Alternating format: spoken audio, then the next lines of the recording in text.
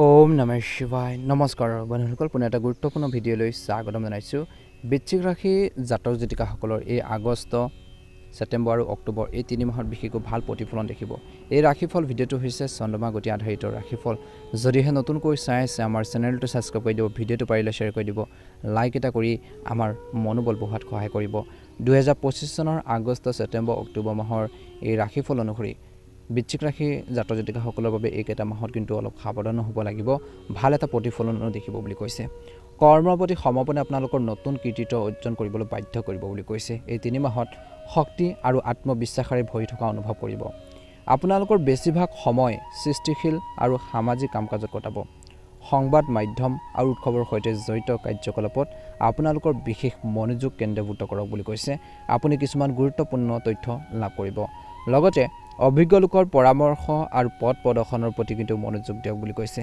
এই তিনি মাহত অত্যধিক কামৰ বোজাৰ বাবে খং আৰু খিংখিঙিয়াতে আপোনালোকৰ স্বভাৱত আধিপত্য বিস্তাৰ কৰিব পাৰে নিজৰ মনটোক সুস্থিৰ কৰি ৰাখিবৰ কাৰণে বা ৰাখিবলৈ চেষ্টা কৰিব লাগিব প্ৰকৃতিত পৰিপ্ৰকতা অনাটো গুৰুত্বপূৰ্ণ এই তিনি মাহত বিশেষকৈ বিপদজনক কামত একেবাৰে আগ্ৰহ নকৰিব নহলে লোকচান হ'ব পাৰে পৰিয়াল আৰু আত্মীয়ৰ সৈতে আন্তৰিক সম্পৰ্ক বজাই ৰাখক ব্যৱসায়ৰ দৃষ্টিকোণৰ পৰা এই সময়ত আপোনালোকৰ ব্যৱসায় কামত ভাল সফলতা আপোনালোকে লাভ কৰিব পাৰে বৰ্তমান কামত ভালদৰে সফলতা পোৱাৰ সম্ভাৱনা আছে কিন্তু একে সময়তে বিপণন আৰু প্ৰচাৰৰ প্ৰতি অধিক মনোযোগ দিয়াটো গুৰুত্বপূৰ্ণ যিকোনো ব্যৱসায়িক বিনিয়োগৰ বাবে সময় অনুকূল বুলি কৈছে তিনি মাহত এই সময়খিনি ধৈৰ্য বজাই ৰাখিব লাগিব যদিও মাজতে কিছু বাধা আহিব পাৰে কিন্তু একে সময়তে সমাধানো বিচাৰি পাব চাকৰিত চলি থকা বা কৰ্মৰ ক্ষেত্ৰত চলি থকা পৰিস্থিতিবোৰ মানি লোৱাটো উপযুক্ত হ'ব স্বামী স্ত্ৰীৰ পাৰস্পৰিক সম্প্ৰীতিৰ মধুৰতাৰে ভৰা হ'ব আগষ্ট মাহৰ এই সময়খিনিত যাৰ বাবে আপোনালোকৰ পৰিয়াল পৰিৱেশ সুখদায়ক হ'ব প্ৰেমৰ সম্পৰ্কত ইজনে সিজনৰ অনুভৱক কিন্তু বুজি পাব লাগিব বুলি কৈছে ৰোগ প্ৰতিৰোধ ক্ষমতা শক্তিশালী কৰি ৰাখিবলৈ নিজৰ স্বাস্থ্যৰ প্ৰতি ধ্যান ৰাখিব লাগিব সকলো সমস্যা বিশেষকৈ ঘৰুৱা সমস্যাখিনিৰ ক্ষেত্ৰত আপোনালোকে বহুত বেছি গুৰুত্ব দিব বুলি কৈছে আপোনালোকৰ সকলো লক্ষ্যত বিশেষকৈ আপুনি ভালদৰে মনোনিৱেশ কৰিব পাৰিব বিশেষকৈ আপুনি নিশ্চিতভাৱে সঠিক সমাধান লাভ কৰিবলৈ গৈ আছে যিকোনো পাৰিবাৰিক সমস্যাৰ সন্দৰ্ভত চলি থকা ভুল বুজাবুজিবোৰ সমাধান হ'ব ঘৰখনৰ সংস্কাৰ আৰু পৰিৱৰ্তনৰ বাবে কিছু গুৰুত্বপূৰ্ণ পৰিকল্পনা কৰা হ'ব ব্যস্ত থকাৰ পিছতো এই তিনি মাহত বিশেষকৈ আপোনালোকৰ আকৰ্ষণীয় কামৰ বাবে নিজৰ ভাল লগা কামৰ বাবে কিছু সময় উলিয়াওক বুলি কৈছে ইয়াৰ দ্বাৰা শাৰীৰিক আৰু মানসিক শক্তি বজাই ৰাখিব পাৰিব কিন্তু ধ্যান ৰাখিব লাগিব কথা কওঁতে গালিগালাজ শব্দ ব্যৱহাৰ নকৰিব এই তিনি মাহত নিজৰ ওপৰত বিশ্বাস ৰাখক কাৰোবাৰ ভুল পৰামৰ্শ আপোনালোকৰ বাবে ক্ষতিকাৰক হ'ব পাৰে নিজৰ সামৰ্থ্য আৰু সিদ্ধান্তৰ ওপৰত বিশ্বাস থাকিলে ভাল প্ৰতিফলন দেখিব বুলি কৈছে বন্ধু বান্ধৱ আৰু ঘনিষ্ঠ আত্মীয়ৰ সৈতে সম্পৰ্ক বেয়া হ'বলৈ একেবাৰে নিদিব ছাত্ৰ-ছাত্ৰীসকলে পঢ়া শুনাৰ ক্ষেত্ৰত ভালদৰে মনোনিৱেশ কৰিব লাগে এই সময়ত সাম্প্ৰতিক পৰিস্থিতিৰ বাবে এই তিনি মাহত ধৈৰ্য আৰু সংযমেৰে ব্যৱসায়ৰ ক্ষেত্ৰতো গুৰুত্ব দিব লাগে পৰিৱৰ্তন সম্পৰ্কীয় কিছুমান পৰিস্থিতি উদ্ভৱ হ'ব কৰ্মৰ ক্ষেত্ৰত কৰ্মচাৰীসকলৰ সৈতে সঠিক সমন্বয় বজাই ৰাখক বুলি কৈছে একে সময়তে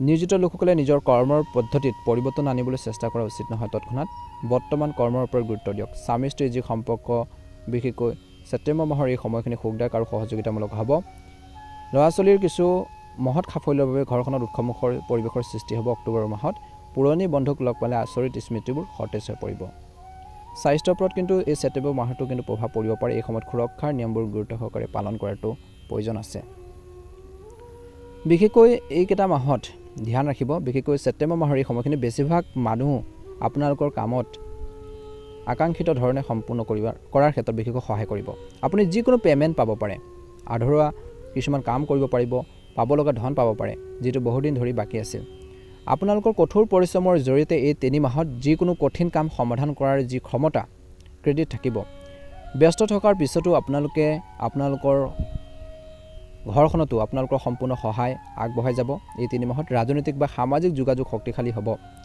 কিছুমান অপ্ৰয়োজনীয় খৰচে কিন্তু আপোনালোকক আমনি কৰিব পাৰে যিখিনি ক্ষেত্ৰত আপোনালোকে খৰচ কেতিয়াও ভবা নাছিল তেনেকুৱা ধৰণৰ কামত আপোনালোকৰ খৰচ পাতিবোৰ বৃদ্ধি পোৱাৰ সম্ভাৱনা আছে নিয়ন্ত্ৰণ কৰাটো গুৰুত্বপূৰ্ণ নহ'লে কামবোৰ নষ্ট হ'ব পাৰে খৰচ পাতিবোৰ বাঢ়ি যাব পাৰে কোনো কথাতে ওচৰ চুবুৰীয়াৰ লগত বিশেষকৈ আগষ্ট মাহত কোনো ধৰণৰ তৰ্কত নপৰিব যিকোনো ঠাইৰ পৰা যিকোনো অপ্ৰীতিকৰ খবৰ পোৱাৰ বাবে আপুনি দুখৰ অনুভৱ কৰিব পাৰে এই তিনি মাহত গতিকে ধ্যান ৰাখিব ব্যৱসায় বা কৰ্মৰ ক্ষেত্ৰত উপযুক্ত ব্যৱস্থা হ'ব মাত্ৰ এটা ভাল কৌশল বনাই এটা সিস্টেম বনাই কাম কৰিব লাগিব এই তিনি মাহত অভিজ্ঞ ব্যক্তিৰ পৰা উপযুক্ত পথ প্ৰদৰ্শন লাভ কৰি থাকিব।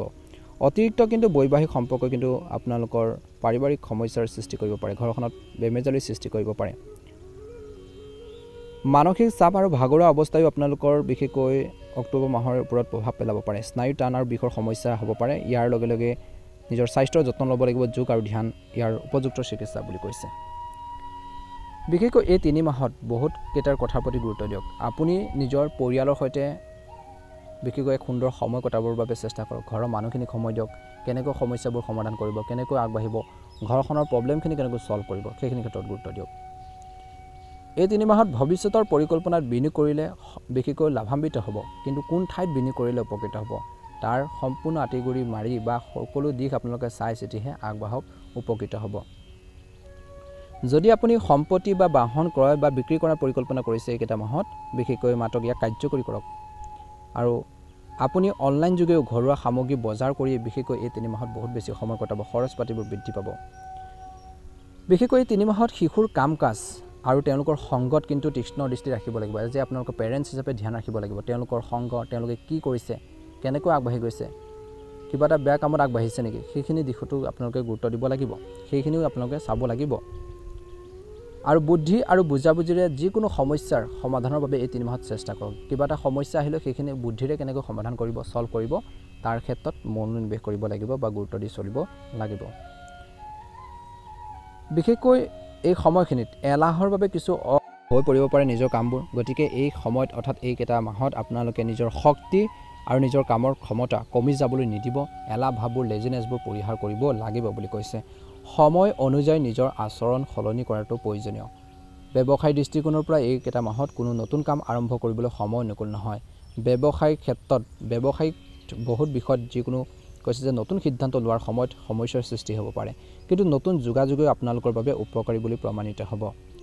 কমিশ্যন সম্পৰ্কীয় কামত এই 3 মাহত সফলতা লাভ কৰিব পাৰে। গতিকে সেইখিনি ক্ষেত্ৰত ভালদৰে যদি এটেনশ্যন দি গুৰুত্ব দি আগবাঢ়ে নিশ্চয়কৈ উপকৃত হ'ব, ভাল এটা ছাকচেছৰ সন্মুখীন হ'ব বুলি কৈছে। চাকৰিত আপুনি অফিচিয়েল কিছুমান ভ্ৰমণ সম্পৰ্কীয় অৰ্ডাৰ পাব পাৰে। বিশেষকৈ অফিচিয়েলি আপোনালোকৰ কামবোৰ বাঢ়িব বুলি কৈছে। চাকৰিত আপোনালোকৰ পদোন্নতিৰ সম্ভাৱনা আছে, দৰমহা আদি বৃদ্ধি পোৱাৰ সম্ভাৱনা আছে। ইয়াৰ লগতে কৈছে যে কিছু লোকৰ প্ৰমোশ্যন সম্ভৱ। প্ৰেমৰ সম্পৰ্কত কিন্তু বেছি আপোনালোকে উদাৰ নহ'ব, বেছি আপোনালোকে ঢিলা নহ'ব। নিজৰ কেৰিয়াৰৰ প্ৰতি ফ'কাছ দিব লাগিব। প্ৰেমৰ ক্ষেত্ৰত বিশেষকৈ ইজনে সিজনৰ অনুভৱৰ প্ৰতি কিন্তু সন্মান বজাই ৰাখিব বুলি কৈছে। ইজনে সিজনৰ অনুভৱক, আৱেগক বুজি পাব লাগিব এই 3 মাহত। নহ'লে সৰু সৰু কথাবোৰে আপোনালোকৰ মাজত সমস্যাৰ সৃষ্টি কৰিব পাৰে, সম্পৰ্কত ফাট মেলিব পাৰে। গতিকে আৱেগবোৰ বুজি পাব লাগিব, সুবিধা অসুবিধাখিনিৰ ক্ষেত্ৰতো গুৰুত্ব দিব লাগিব। এইকেইটা মাহত বিশেষকৈ স্বামী স্ত্ৰীৰ যি সম্পৰ্কৰ আন্তৰিক আৰু সুখদায়ক কৰি ৰাখিবৰ বাবে চেষ্টা কৰক। কিন্তু পৰিয়ালৰ কিছুমান সিদ্ধান্তক লৈ তৰ্ক হ'ব পাৰে এই 3 মাহত। গতিকে ধ্যান ৰাখিব লাগিব। অকলে নিজাববীয়াকৈ যিকোনো সিদ্ধান্ত বা যিকোনো ডিচিজন ঘৰখনৰ ক্ষেত্ৰত নল'ব। সকলোৱে পৰামৰ্শ গাইডেঞ্চখিনি লৈ ল'ব। গেছ এচিডিটিৰ সমস্যাবোৰ আপোনালোকক অসুবিধা দিব পাৰে এইকেইটা মাহত। পুৰণি ৰোগে কিছু অশান্তি দিব পাৰে। উপযুক্ত চিকিৎসা গ্ৰহণ কৰক, কাৰণ ইয়াৰ বাবে অধিক সমস্যাৰ সৃষ্টি হ'ব পাৰে। গতিকে নিজৰ হেল্থৰ প্ৰতি কিন্তু বহুত বেছি গুৰুত্ব দিব লাগিব বৃশ্চিক ৰাশি জাতক জাতিকাসকলে। এই 3 মাহত বিশেষকৈ আপোনালোকে এইখিনি কথাৰ প্ৰতি কিন্তু গুৰুত্ব দিলে উপকৃত হ'ব। আৰু বিশেষকৈ এই সময়খিনিত নিজৰ আৱেগ নিয়ন্ত্ৰণ কৰিব লাগিব, সংৰাগবোৰ পৰিহাৰ কৰি চলিব লাগিব। নিজৰ সিদ্ধান্তবোৰ লওঁতে বিশেষকৈ অলপ ভাবি চিন্তি ল'ব বুলি কৈছে। টকা পইচাৰ বিনিয়োগৰ ক্ষেত্ৰত সতৰ্কতা অৱলম্বন কৰক বুলি কৈছে। যদিহে নতুনকৈ চাই আছে আমাৰ চেনেলটো ছাবস্ক্ৰাইব কৰি দিব, ভাল লাগিলে লাইক এটা কৰি দিব। অনুগ্ৰহ কৰি আপোনালোকে কমেণ্ট বক্সত অকণমান সময় উলিয়াই ওম নমঃ শিৱায়, ওম নমঃ শিৱায়, হৰ হৰ মহাদেৱ লিখিবলৈ একেবাৰে নাপাহৰিব।